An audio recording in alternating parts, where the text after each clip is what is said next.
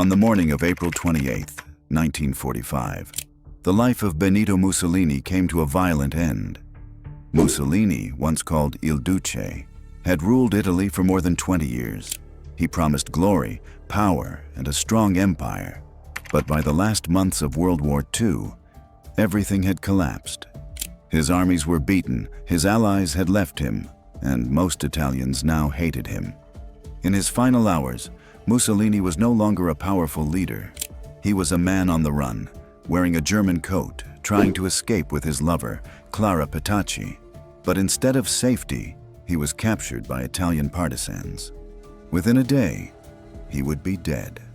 The world soon saw the shocking images of his body hanging in Milan.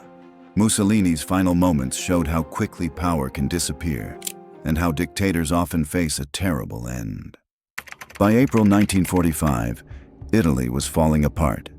The German army was retreating, and the Allies were pushing north through the country. The Italian resistance, made up of local fighters, grew stronger every day. Cities that once obeyed Mussolini now rose against him. His so-called Italian Social Republic, based at Lake Garda, was collapsing fast.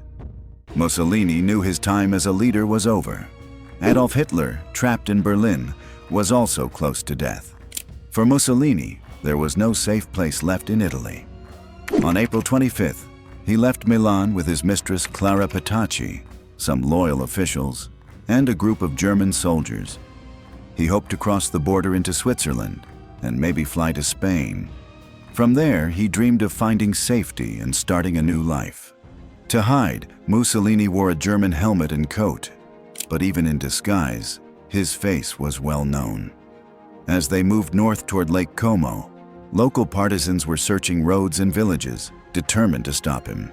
Soon, they would succeed.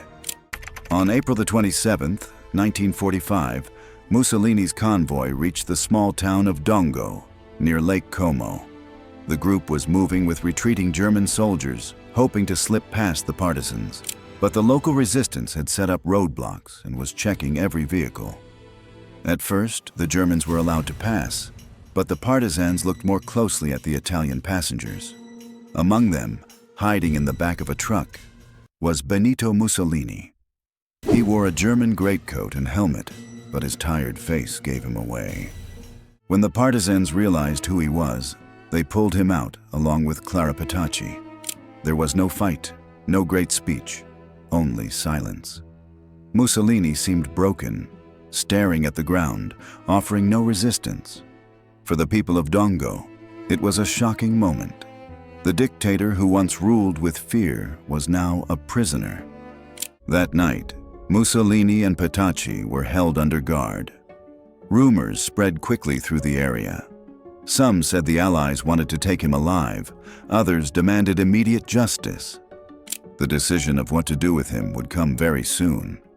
After his capture in Dongo, Mussolini was moved to a small farmhouse in the nearby village of Germasino. There, he and Clara Petacci spent the night under heavy guard. The building was cold and simple, a far cry from the palaces and offices where Mussolini had once lived as a ruler. The partisans who guarded him were unsure what to do next. Some wanted to hand him over to the Allies, who were advancing quickly through northern Italy. Others argued that Mussolini should face Italian justice, not foreign soldiers. The leadership of the resistance, the CLNAI in Milan, soon made the choice. Mussolini had to die. During the night, Mussolini showed no fight or anger. Witnesses said he looked pale, tired, and lost in thought. He did not speak much, and Clara stayed close to him, refusing to leave his side. Outside, the world was changing quickly. Germany was collapsing, Hitler was trapped in Berlin, and Italy was ready to be free. For Mussolini, there would be no rescue, no trial, and no future. His last day had already begun. On the morning of April 28, 1945, the order was given. Mussolini must be executed that day. A partisan officer named Walter Audicio, who used the name Colonel Valerio, was chosen to carry it out. He drove to the farmhouse where Mussolini and Clara Petacci were being kept. and told them they were being moved to another location. The small group traveled to the village of Giulino di Mezzegra, near Lake Como. There, they stopped in front of a stone wall at the Villa Belmonte. Mussolini and Clara were told to get out of the car.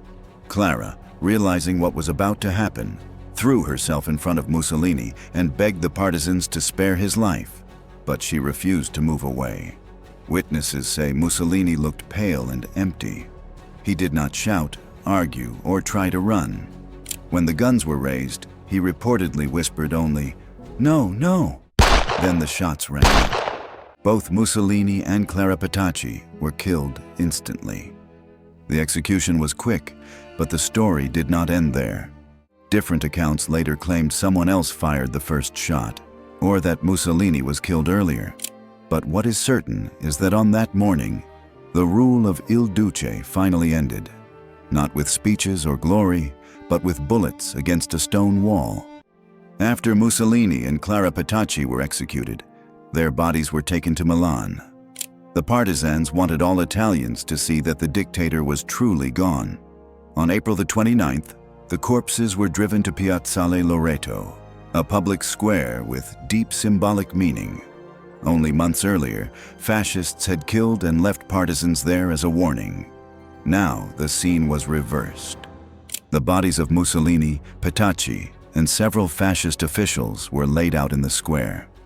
Soon a large crowd gathered. People shouted, spat, and even threw stones at the corpses. Many wanted revenge for years of war, hunger, and fear. Later, the bodies were hung upside down from a metal beam at a gas station. Photographs of the scene spread across the world, showing the shocking end of Mussolini's rule. For some, this public display was justice. For others, it felt brutal and undignified. Either way, the images became one of the most famous symbols of the fall of fascism in Europe. The story did not end there. Mussolini's body was later buried in secret, stolen by neo-fascists, and finally returned to his family years later. His tomb in Predappio is still visited today, sometimes by admirers, sometimes by those who come to remember history's dark lessons. The legacy of Mussolini's death is complex. It was both a victory for freedom in Italy and a warning of how violent the fall of a dictator can be. The death of Benito Mussolini marked the end of fascist rule in Italy. For more than 20 years, he had controlled the nation with fear, propaganda, and war. But in his final hours, he was no longer a leader. He was a tired man, hiding in disguise, caught by his own people. His execution showed how quickly power can disappear. The same Italians who once cheered his speeches now spat on his body. His dream of empire ended not with parades or victory, but with bullets and a crowd's anger. Mussolini's story is a reminder of what happens when leaders place themselves above their people. Dictators may rise, but their rule often ends in violence and shame. The final moments of Mussolini are not only the story of one man's fall, but also a warning from history about the cost of tyranny. If you enjoyed this video and want to see more dark and powerful stories from history, don't forget to like this video and subscribe to the channel.